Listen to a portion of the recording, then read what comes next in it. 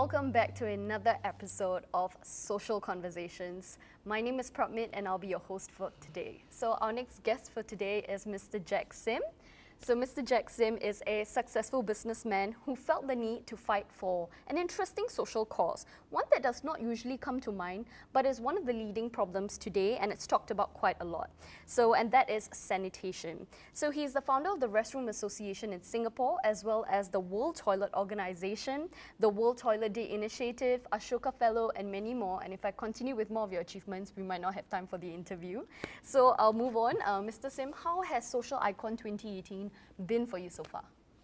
Well, each time you come to Social Icon, you see a lot of very excited students, and the participants are also from outside. And I think that the question that they raise helps everybody learn a lot. And I think that this new insights is going to spread inside a university environment. So it's pretty good, yeah. Nice. Okay, so we'll move on to the very first question. And this is something I think you've been asked a lot. Was there a particular incident or event that sparked your interest in fighting for public sanitation? So it was when I reached the age of 40 and realized that people die at 80. I think death has been the most motivating factor. And if you're going to die in 40 years' time, what would you like to do? Would you like to make some more money, or would you like to do something meaningful? And I think that we can always make do with whatever money we already have. Money is according to how simple your life is. So if you forget about that part, then the search for meaning would mean that you have to choose something that is neglected, not funded. So when I discovered that it is neglected, they were calling it water back in 2001. And I say you cannot call sanitation a water issue because it's not a water issue. It is a sanitation issue. So when we started, I didn't know how big it will grow. I just think I will create a world body and call it the World Toilet Organization, and then it sounds like WTO. Yes. And I make a pun on World Trade Organization. The media loved it. It started to grow suddenly overnight, worldwide fame. And I was a bit shocked also because like, wow, how did that happen? And over the years, it continues to become so legitimate. At first, people think we are a joke. And for the first 7 years, there was no employee, only myself. And we created 7 World Toilet Summits, including one that is opened by the President of India and the Crown Prince of Holland in Delhi. And another one that is opened by the Minister of Tourism in China. So we saw that it's possible to change the world without resource.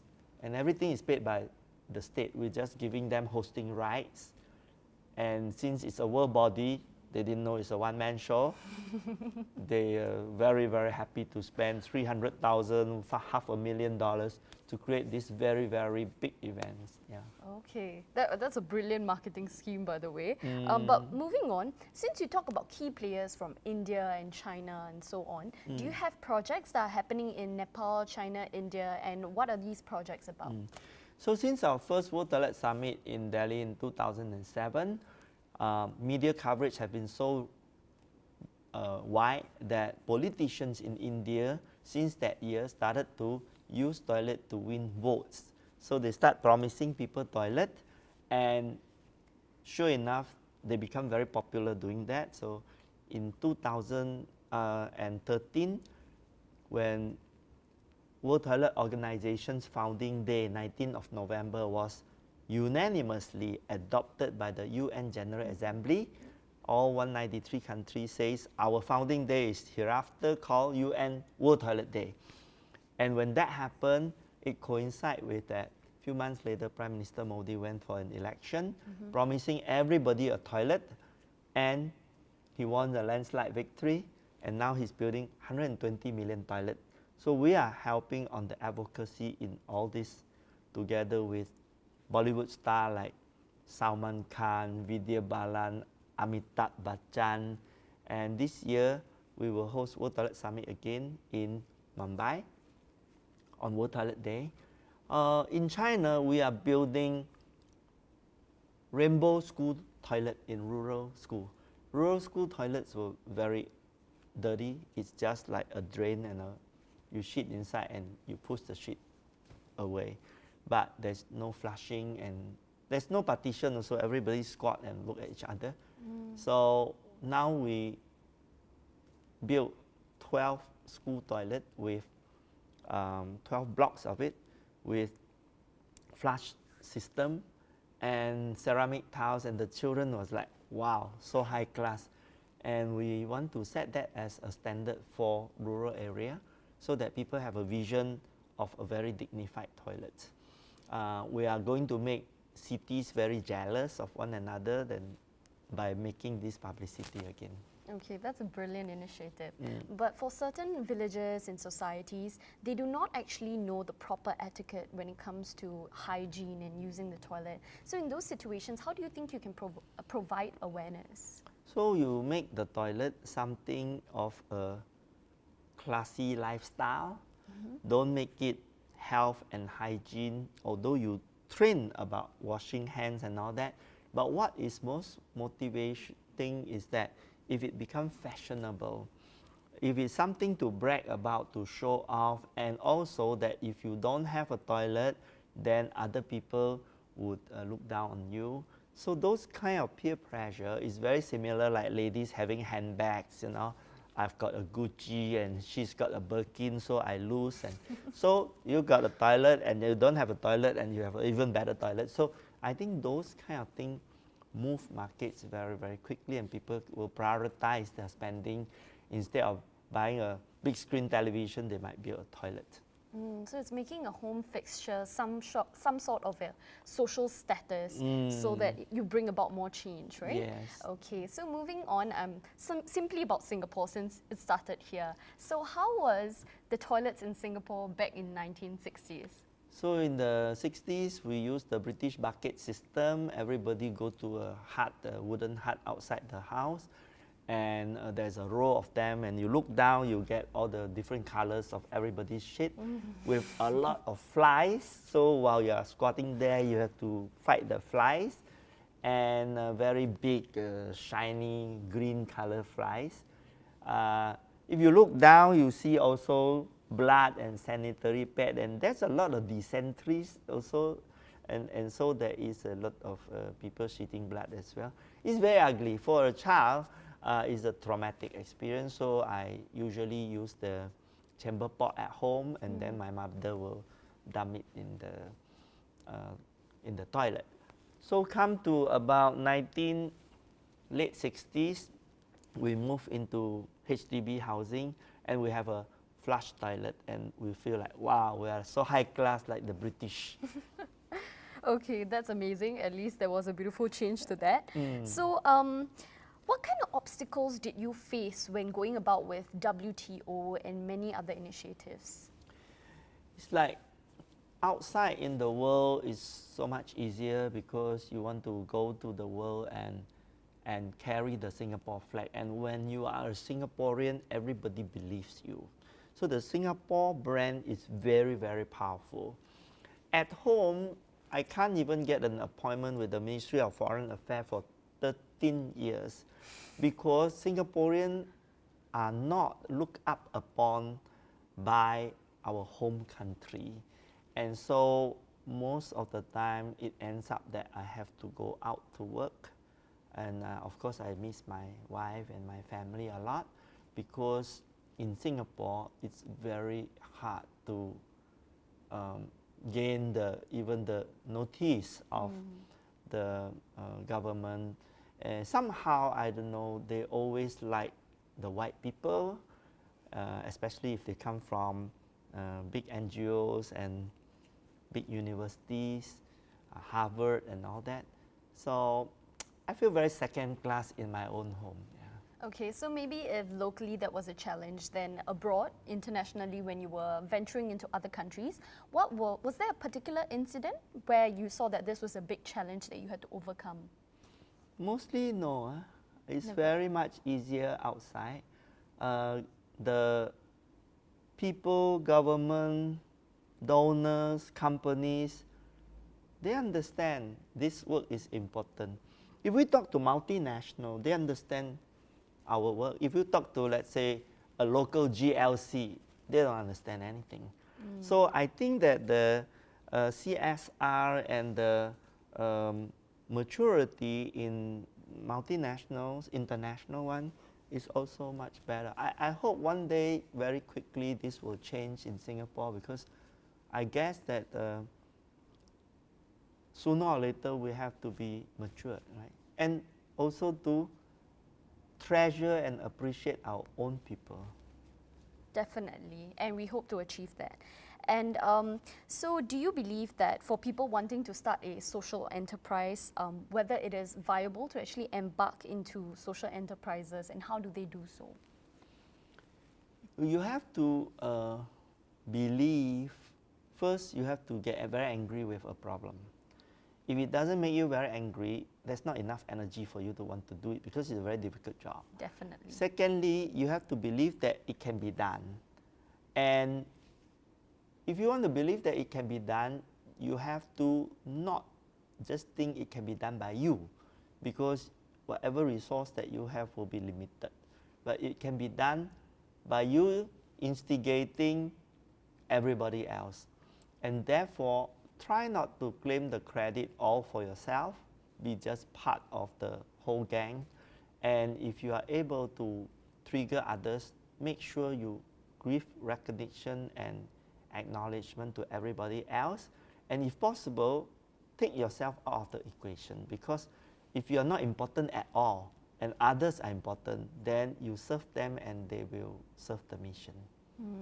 Okay, that's quite selfless and nice. And so moving on, how would you then encourage people within a society to want to advocate for these causes? Because we know even in a first world country like Singapore, we're educated, but even then we are a bit desensitized to a lot of social causes. So then how do we bring about that change to advocate?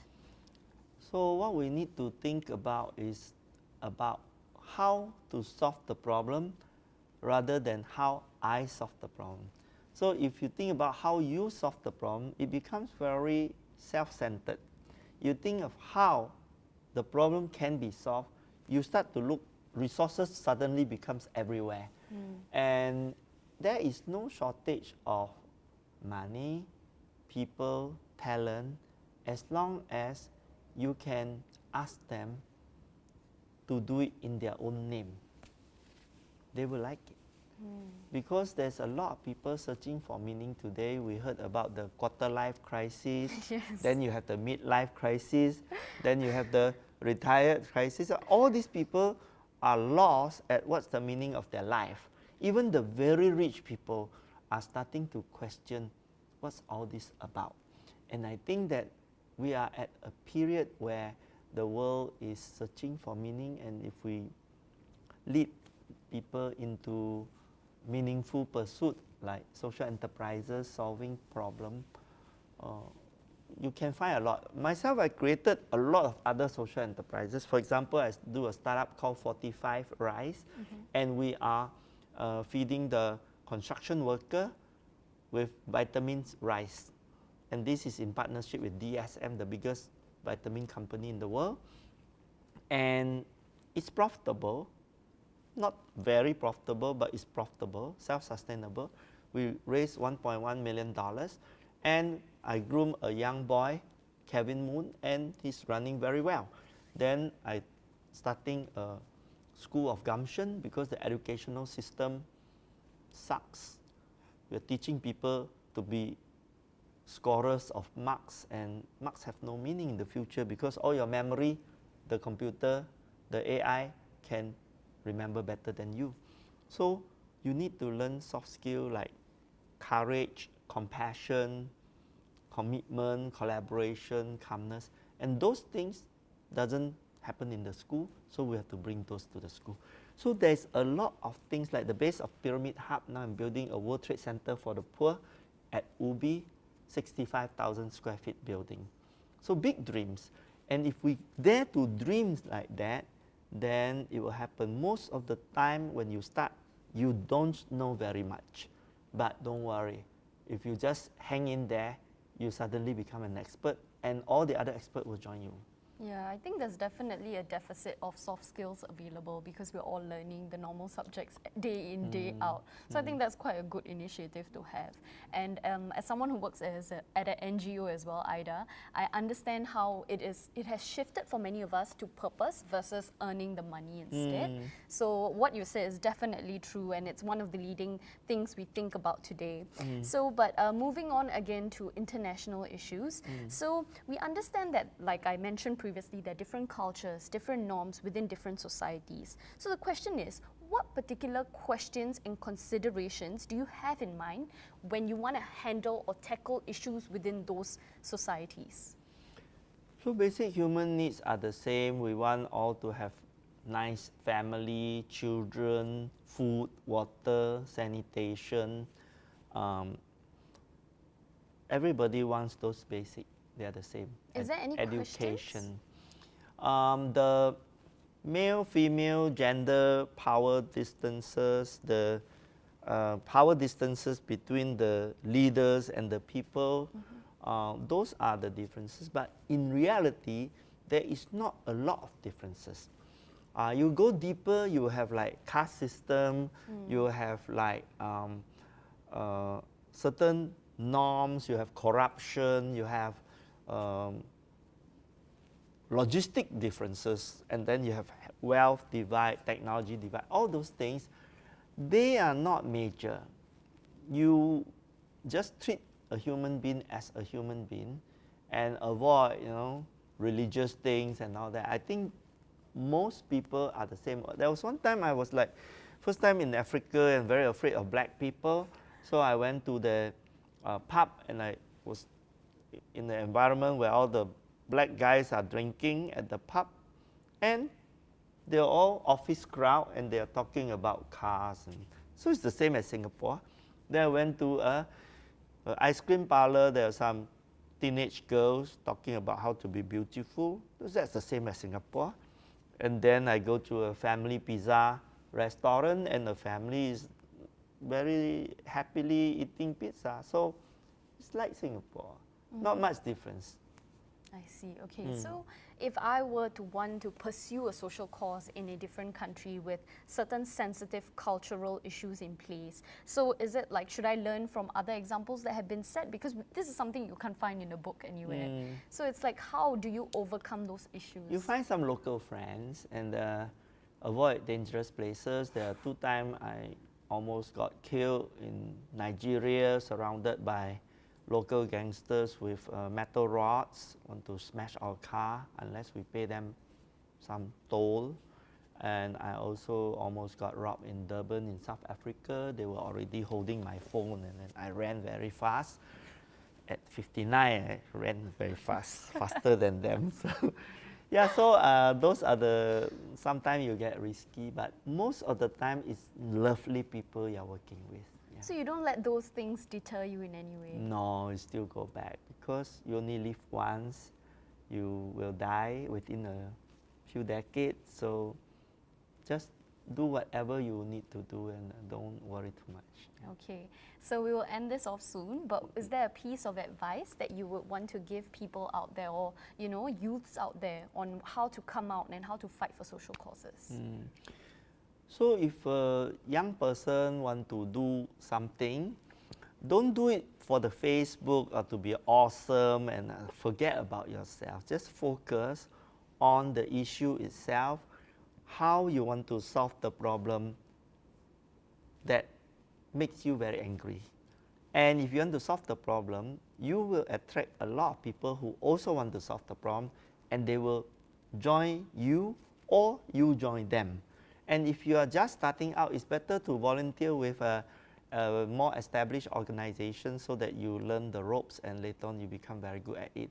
Starting yourself, figuring out takes a lot of time. Sometimes it's so tiring that you give up.